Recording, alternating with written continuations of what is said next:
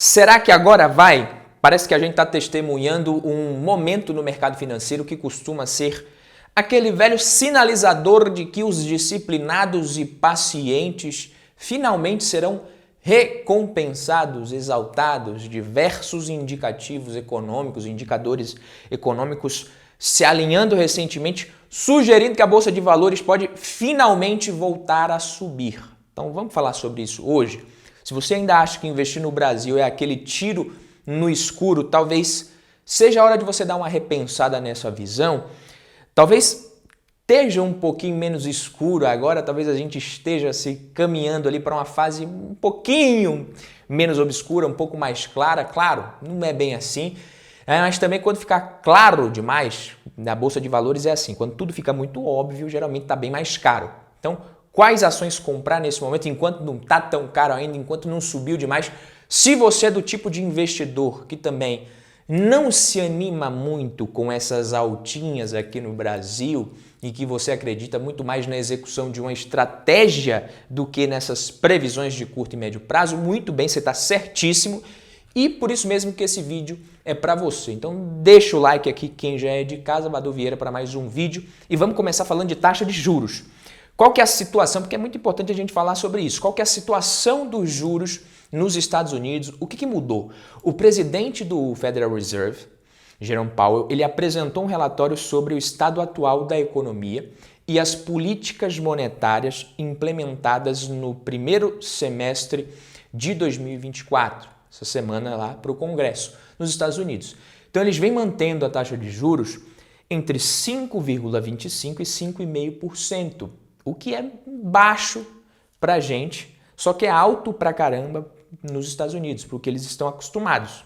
E aí tá todo mundo achando que já tá alto assim há muito tempo, a galera não aguenta mais, já tá sem fôlego ali, fala, pelo amor de Deus, baixa isso daí, gente, não tá dando mais, alguém faz esse cara baixar essa taxa de juros. Só que depois de uma sequência, ele é durão, ele não vai abaixar a taxa de juros nos Estados Unidos, não vai baixar, se eles não tiverem um cenário que realmente permita isso. Na marra, não. Ele não quer deixar esse legado. Só que aí, depois de uma sequência de dados que indicavam uma economia ainda aquecida nos Estados Unidos, inflação persistente, parece que os indicadores, finalmente, eles começam a mostrar uma desaceleração um pouquinho mais sustentável agora, digamos assim. Então, começou realmente a parecer que a coisa está ficando boa. E aí, no pronunciamento mais recente, o Powell ele confirmou que a economia americana não está mais superaquecida e o mercado de trabalho parece estar de volta ao equilíbrio por completo. Isso foi o que ele falou, mas aí cada um interpreta do jeito que quiser, né? Ou seja, para muitos investidores, esse momento é tudo que eles precisavam para investir na Bolsa de Valores americana. Isso caso já não tenha começado, porque a Bolsa de Valores por lá anda bem mais em alta do que a nossa. Tá? E parte do mercado já precificava que o primeiro corte de taxa de juros nos Estados Unidos já poderia ser em setembro.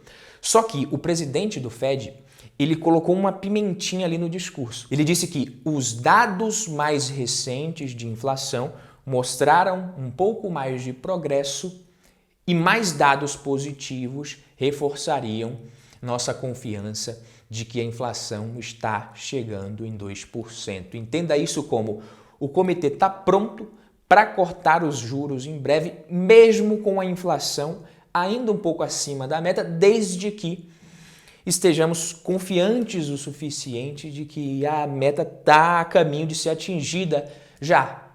E aí, com taxa de juros caindo por lá, você já viu, a tendência é que os resultados das empresas melhorem, os juros significam uma economia mais aquecida, mais dinheiro circulando na sociedade, crédito mais barato, os investimentos em renda variável se tornam mais atrativos em relação à renda fixa, porque a renda fixa ela tem os seus retornos atrelados à taxa de juros.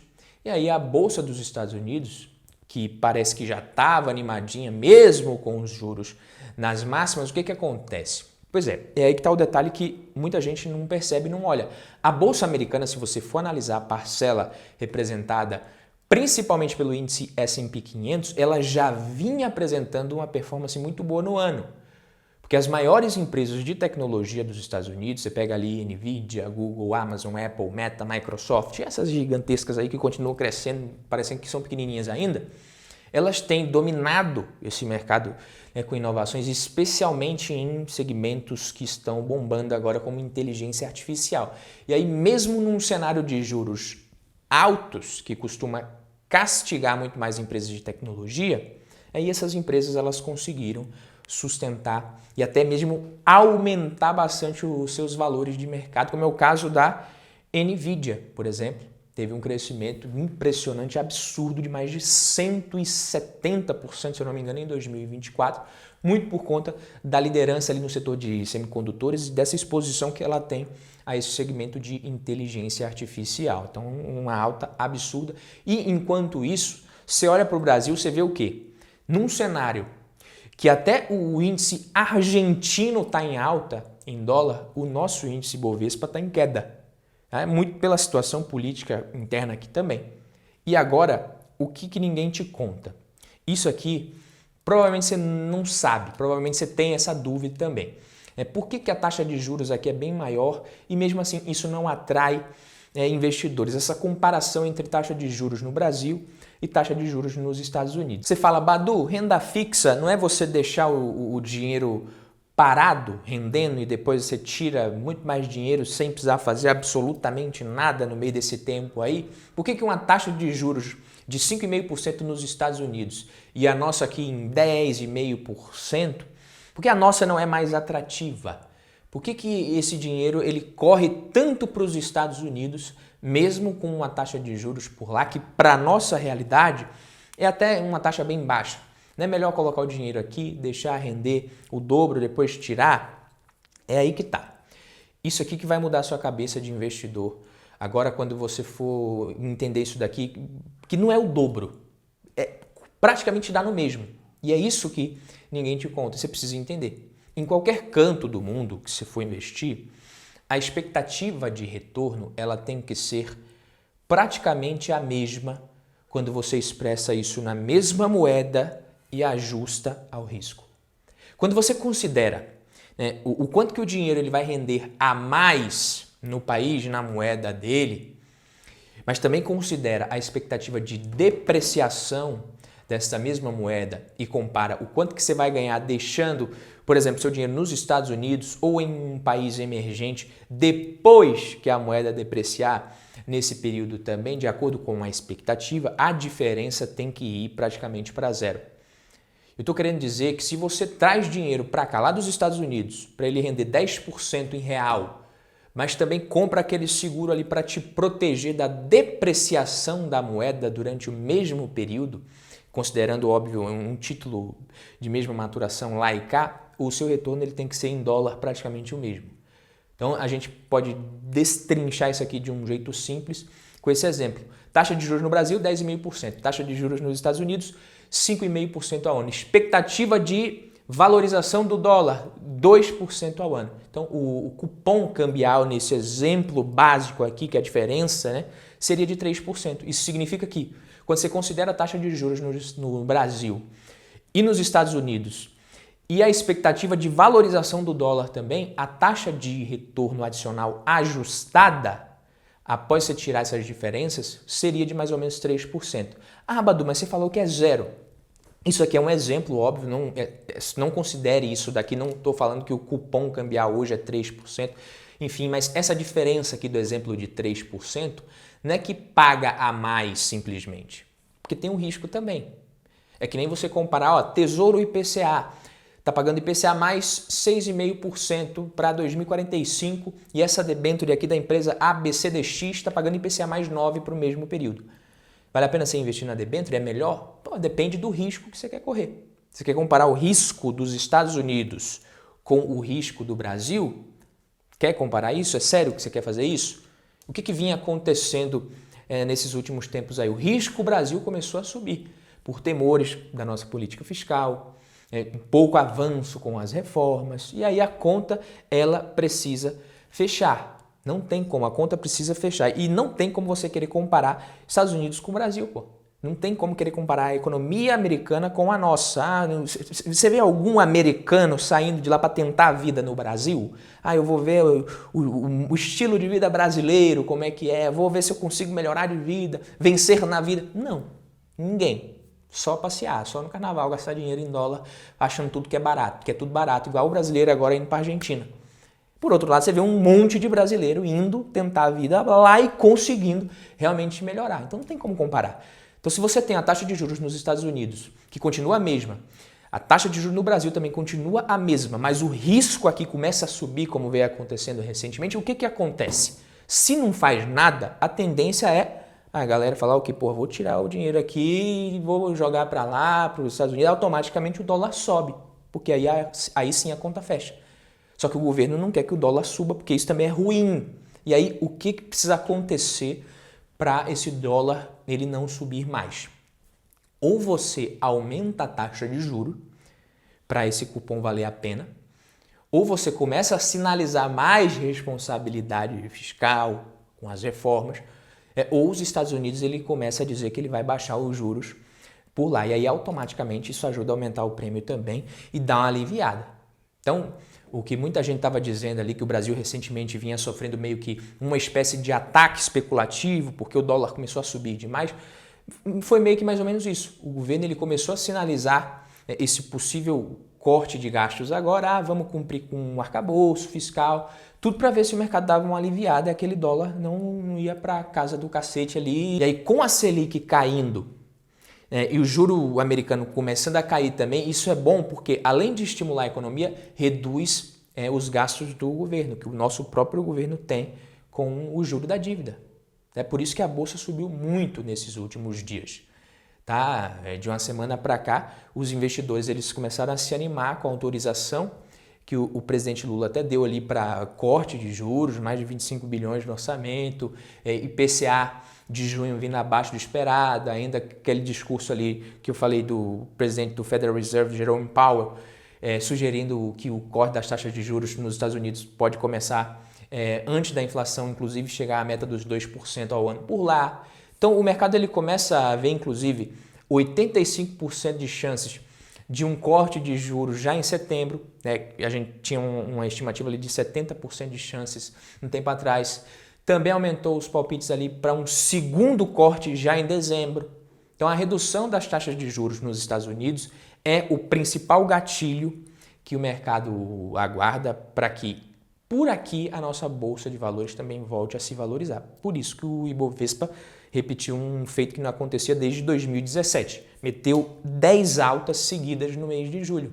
Até agora a bolsa subiu em todos os pregões nesse mês de julho. E as coisas estão começando a dar sinais de melhora, até para as empresas que estavam ali sofrendo muito com essa taxa de juros mais alta. Você pega a EZTEC, setor de construção civil, construção e incorporação, setor que sofre com taxa de juros mais alta. A empresa fechou o trimestre com 508 milhões de reais em vendas líquidas, alta de mais de 21% em relação ao mesmo período do ano passado. Isso de acordo com a prévia, que foi divulgada sexta-feira, dia 12. Então, segundo a empresa, esse foi o segundo melhor trimestre de vendas da história da EZTEC. A velocidade de vendas líquida, a VSO, cresceu 7,8 pontos percentuais, distratos caindo mais de 31%. A empresa lançou 2 empreendimentos no segundo trimestre com um VGV de 188 milhões. O Vilares Parada Inglesa, um empreendimento de renda média, ele está mais de 93% vendido em menos de 3 meses de venda. A Direcional, outra empresa desse setor, também reportou recorde nas vendas líquidas no segundo TRI de 2024, 68% acima do mesmo período do ano passado. Mas você tem empresas que não são tão arriscadas e que estão surfando esse cenário mais otimista agora. Você pega B3, SA3, as ações da B3, da nossa bolsa de valores, subindo muito na semana. A própria bolsa americana, ela subiu muito, mas quando você isola o desempenho de empresas de tecnologia, você vê que as ações de outras empresas de outros setores não subiram tanto por lá também. Então, ao meu ver, o momento ele segue interessante para você comprar ações de empresas confiáveis, que geram muito caixa, empresas baratas, que pagam dividendos, porque essas empresas sobrevivem ao ambiente macroeconômico que vai acontecer no segundo semestre desse ano. Seja qual for o cenário, essas empresas vão sobreviver. Então você pega Vale 3, é uma empresa que ela está sofrendo nos últimos meses, caiu muito esse ano por conta do minério, desconfiança com relação à economia da China, mas é uma empresa que gera caixa. Se o minério não despencar, ela vai continuar pagando bons dividendos. Itaú, banco sempre se dá bem nesses cenários. Juro subindo, juro caindo, um banco como o Itaú, ele vai dar um jeito de gerar valor. Um banco que está mantendo um ROI num patamar muito bom. Até mesmo você pega Copel, é uma empresa que subiu mais de 13% nas últimas semanas, mas continua sendo um bom negócio. Neoenergia e Engie, que são as ações do setor que eu mais vinha aportando no setor elétrico, seguem interessantes, apesar de que a Engie subiu mais de 18% de abril para cá, então já não gostei muito dessa alta toda, tão rápido, não dá mais para comprar ali a 42, 41, mas o mercado não está nem aí para a sua vontade, nem para mim, o mercado tem a vontade dele. Ações mais arriscadas, com maior potencial, eu estou investindo em Vamos 3, empresa que eu invisto já faz tempo, Vitia, uma empresa que eu falei recentemente aqui no canal, VITT3, eu comecei a investir nela em junho, uma empresa arriscada, então uma microcap, digamos assim, baixo valor de mercado, tem seus riscos, mas eu vejo potencial, a empresa está investindo muito. Kepler 3, Kepler Weber, segue interessante, segue sendo uma opção interessante na minha opinião, também arriscada, todas essas três que eu falei aqui por último, mas nesse momento eu acredito, como eu disse já no vídeo aqui, que comprar ações dessas empresas confiáveis, geradoras de caixa, empresas descontadas ainda, pagadoras de dividendos, costuma ser a pedida meio que sem erro, desde que você monte uma carteira bem diversificada, para você não ficar na dependência muito grande ali de um ou outro ativo. Eu investi em empresas sólidas pagadoras de dividendos, mas só tem 3 na minha carteira. Pô, aí não, né? Monta uma carteira ali com 8 a 12 ações que você vai ver. A pedida sem erro é a carteira focada nesse tipo de empresa, nesse momento. E para você que quer investir em ações pagadoras de dividendos com muito mais segurança, na plataforma AGF+, parceira do canal, você vai ter acesso a profissionais, a uma comunidade que vai te ajudar muito nisso, né? Com acesso a lives semanais, fechadas sobre esse tema, detalhes sobre as melhores estratégias, oportunidades, empresas seguras, pagadoras de dividendos. Vou deixar o link na descrição e fixado aqui nos comentários para você conhecer a plataforma AGF+, que é a melhor plataforma do mercado para quem quer investir com esse tipo de estratégia de receber bons dividendos no longo prazo. Nesse link aqui você consegue 30 dias grátis na plataforma. Beleza, meus queridos amigos? Então, o vídeo de hoje foi esse. Fico por aqui. Vejo você na próxima. Tamo junto. Valeu!